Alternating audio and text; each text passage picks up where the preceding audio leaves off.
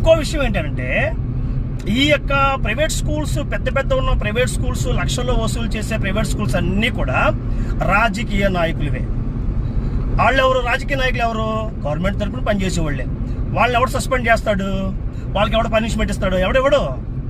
ఇలాంటి చిన్న వాళ్ళు ఉంటారు కదా పాపం, సోషల్ మీడియాలో ఏదో చేశారని, అది చేశారని ఓవర్ యాక్షన్ చేసేస్తే ఈ చిన్న విషయం గురించి వాళ్ళు సస్పెండ్ చేస్తే తెగ మెసేజ్లు పెట్టేస్తున్నారు, తెగ సపోర్ట్ చేసేస్తున్నారు, ఏదో గవర్నమెంట్ పెద్ద ఉత్తమమైన పని చేసేసిందని. ఏంటి నాకు అర్థం కావట్లేదు. కానీ గవర్నమెంట్ మాత్రం ఎవడు క్వశ్చన్ చేయడు, ఎవడు పట్టించుకోడు ఈ విషయాలు, వాడికి అర్థం కావు.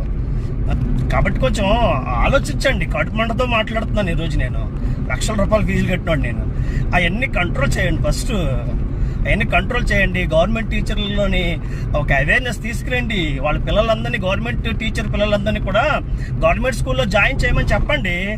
ఇప్పుడు ప్రమోషన్ చేస్తేనే అలా ఒకటి, మరి వాళ్ళ ఇంట్లో పిల్లలు ప్రైవేట్ స్కూల్లో చదువుతున్నారు కదా, మరి దానికి పనిష్మెంట్ ఏది?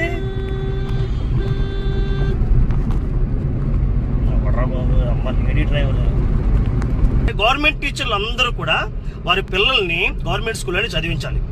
అలాంటి రూల్ ఒకటి పాస్ చేయండి. ఖచ్చితంగా గవర్నమెంట్ స్కూల్లో ఉండే పిల్లలు మొక్కలు వాళ్ళు చూసినప్పుడు టీచర్స్కి ఏమనిపిస్తుంది అంటే వాళ్ళ పిల్లల మొక్కలు చూసినట్టుగా ఉంటుంది వాళ్ళకి. అర్థమైందా? ఎందుకనంటే వాళ్ళ పిల్లలు కూడా గవర్నమెంట్ స్కూల్లో ఉంటారు కాబట్టి, అరే ఇప్పుడు నేను బాగా చెప్పకపోతే వేరే టీచర్ పిల్లలు ఇందులో ఉన్నారు కదా, వీళ్ళకి బాగా టీచింగ్ చేయకపోతే వాళ్ళ చదువులు ఏమైపోతాయి, వాళ్ళ పరిస్థితి ఏమైపోతుంది, నేను ఇలాగ ఆలోచిస్తే నా పిల్లలు కూడా పాడైపోతారు కదా, ఆ టీచర్లు కూడా అలా చేస్తారేమో కదా, లేదు కరెక్ట్గా నేను ఉండాలి, బాగా బోధించాలని విషయాలు వాళ్ళకి తెలుస్తాయి. అందుకనే నేను ఏమన్నానంటే గవర్నమెంట్ టీచర్లు అందరికి కూడా ఒక రూల్ పెట్టండి. ఏంటి ఆ రూల్ అంటే, గవర్నమెంట్ టీచర్ పిల్లలందరూ కూడా గవర్నమెంట్ స్కూల్లోనే చదవాలి. ఆ గవర్నమెంట్ స్కూల్లో చదివిన వాళ్ళకే ఆ ఉద్యోగం ఉంచండి, లేకపోతే తీసిపడండి. అప్పుడు బాధ్యత వస్తుంది ఖచ్చితంగా. మేము ఆల్రెడీ ఎక్స్పీరియన్స్ చేశాం కాబట్టి మాట్లాడుతాను ఈరోజు. నేను ఊరికే మాట్లాడలేదు. నేనేమంటున్నానంటే ఆమెను మళ్ళీ పాపం ఉద్యోగంలోకి తీసుకోవాలి. ఎందుకంటే అది కరెక్ట్ కాదు, నాకైతే నచ్చలేదు. ఆమెను సస్పెండ్ చేయడం అనేది అది సరైన విషయం కాదు అనిపించింది నాకు. చాలా చిన్న కారణం.